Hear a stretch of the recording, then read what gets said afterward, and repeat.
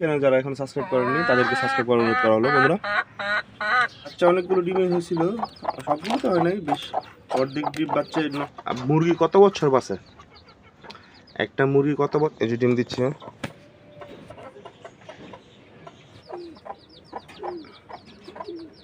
তো এটা সম্ভবত বার্ধক্যের জন্য। আসসালামু আলাইকুম এভরিওয়ান, কি অবস্থা সবার? আমন্ত্রণ জানাই সবাইকে আবার নতুন একটা ভিডিও দেখার জন্য বন্ধুরা। তো ভিডিওর প্রথমে যারা আমার এখনো ফেসবুক পেজটি ফলো করেন নাই তারা ফলো দিয়ে রাখার জন্য অনুরোধ করা হচ্ছে, আর আমার ইউটিউব চ্যানেল যারা এখন সাবস্ক্রাইব করেননি তাদেরকে সাবস্ক্রাইব করার অনুরোধ করা হলো বন্ধুরা। তো এই যে আমার সিল্কি মুরগিগুলো আলহামদুলিল্লাহ। কি কি বুঝতে পারতেছেন আপনারা বলেন? হ্যাঁ, আপনারা যেটা ধারণা করতেছেন সেটাই সঠিক। ইনশাল্লাহ অতি সত্তর আমরা আমাদের সিল্কি মুরগি থেকে রেজাল্ট পাবো। এই যে আমার মুরুগটা মাশাল্লাহ, আমার তো 3-4 মাস আগে আনছিলাম। মুরগিটা এক সমানে ছিল, কিন্তু মাশাল্লাহ যে মুরুগটা দেখেন।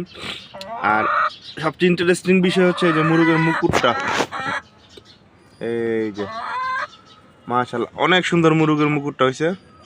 আর মুরগটা মাশাল্লাহ বিশাল সাইজ হয়েছে, এই যে দুইটা কম্পেয়ার করলে বুঝতে পারবেন। জানি না মোবাইলে কতটুকু বোঝা যাচ্ছে ভিডিওতে। তো মাশাল্লাহ এগুলো খাবার আনছি, তো একটা খাবার আনছি মিক্স করছি। খাবারটা একটু আগে বের করি।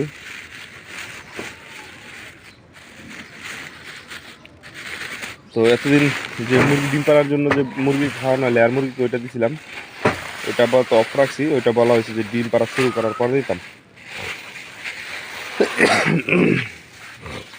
এখানে একটা মিক্স করার চেষ্টা করছি, ধান, গম, তারপরে চিগা, চাউলের খুদ, এগুলো দিয়ে। আর সাথে তো আর অন্য খাবার দেওয়া হয়, ভুসি দেওয়া হয়।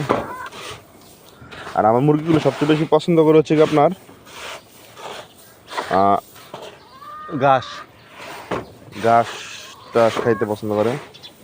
তো এখানে একটা মিক্স করা হয়েছে, এটা আমার এই মুরগি এবং দেশি মুরগি দুইটাকে দিব। সাথে ভুসি করা হয়েছে। তো এখান থেকে কয়েকটা খাবার দিই মুরগিকে, দেখি কি অবস্থা, কেমন খায়।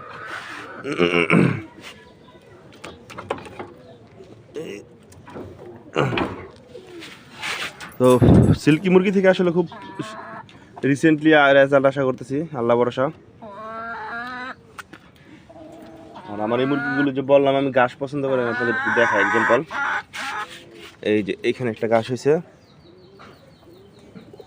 ধান গাছ তুললাম, তুলে জাস্ট ছোট ছোট করে নিই।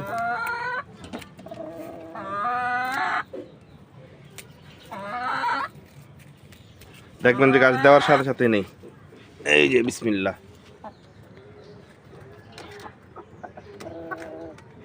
মুরগটা বেশি পছন্দ করে, এই যে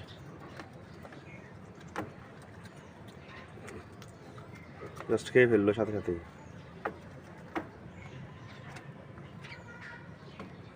তো চলেন আমার নিচে দেশি মুরগিগুলো আপনাদের একটু দেখাই।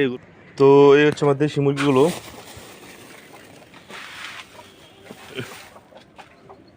চলে আসলাম আপনাদের সাথে শেয়ার করতে দেশি মুরগিগুলো অবস্থা। প্রথমেই এই যে আসলে প্রথমবারের ডিম দিয়ে আমার বসানোটা উচিত হয় নাই, বসাইছিলাম তারপরও আলহামদুলিল্লাহ, কারণ ইচ্ছে ছিল বসাবো। তো এইখানে বাচ্চা অনেকগুলো ডিমই হয়েছিল, সবগুলো তো হয় নাই, বেশ অর্ধেক ডিম বাচ্চা নষ্ট হয়েছে, আর অর্ধেক ডিম বাচ্চা ভিতরে হয়ে বাচ্চা নষ্ট হয়েছে। তো এখানে এই যে সবশেষ হচ্ছে 2টা বাচ্চা হয়েছে, দেখি 2টা বাচ্চা হয়েছে।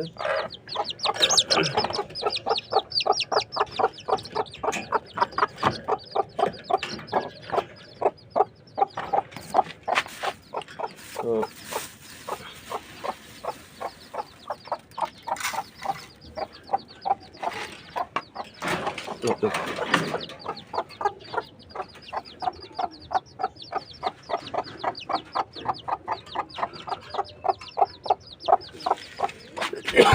আর এখানে মুরগিগুলো ডিম দিচ্ছে, যে এখানে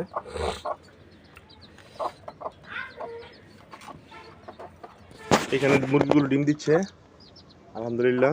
এই যে এই মুরগিটা, এই মুরগ এখানে।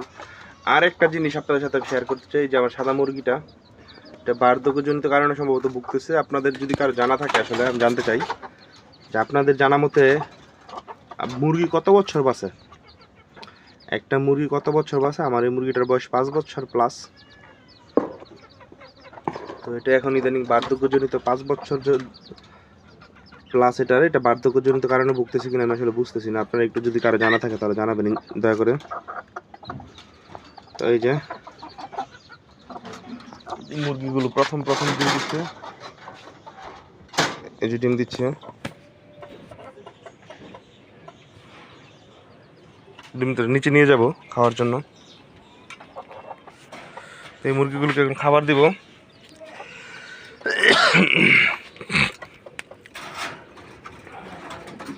মুরগিগুলোকে খাবার দিচ্ছি।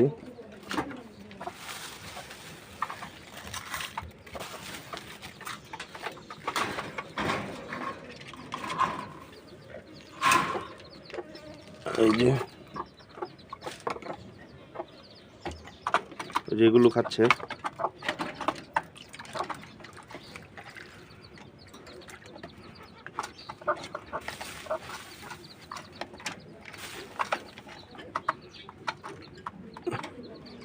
ভুসি দিব সাথে।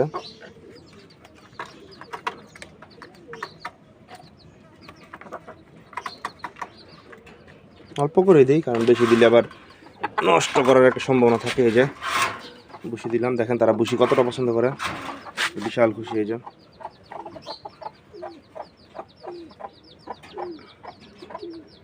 তো এটা সম্ভবত বার্ধক্যজনিত কারণে ভুগতেছে, আমি যতটুকু মনে হচ্ছে। আপনারা একটু যদি কারো জানা থাকে তাহলে জানাবেন। এটাকেও কিছু ভুসি দিয়ে নেই।